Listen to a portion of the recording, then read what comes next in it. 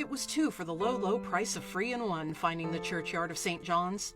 Located right next door to the Unitarian Church and its churchyard, I like to imagine the White Lady of the Unitarian Churchyard visits here too from time to time.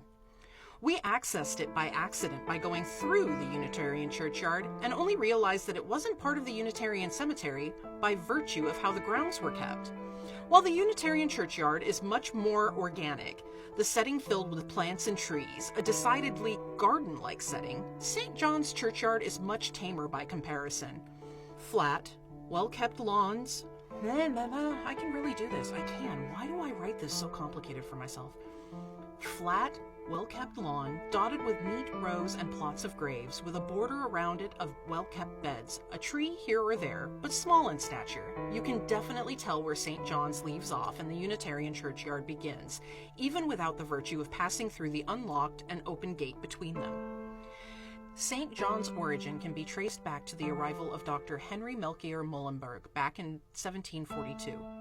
A Lutheran church, services were held for a small congregation of German Lutherans in Charleston at the French Huguenot Church in Charleston until St. John's could be completed, which didn't happen until 1763. By then, the congregation had grown quite a bit and needed their own house of worship. The church was officially dedicated on June 24th, St. John the Baptist Day, 1764, which the congregation decided that the name was fitting, and thus St. John's Church was born and has remained in operation here in Charleston ever since.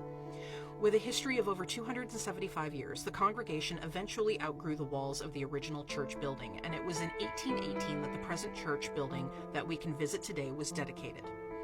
With one of the deepest and richest histories I've ever read, if you would like to know more about St. John's, you can visit their website at www.stjohnscharleston.org. I've only touched on a very few points of the building's history, and I'm afraid there wasn't much about the church's yard, specifically, but I've certainly told you what I know. I'm going to give you the widest breadth of photos and footage of the churchyard that I can, and will shut up and let you enjoy. Until next time, my little strangelings, happy hauntings.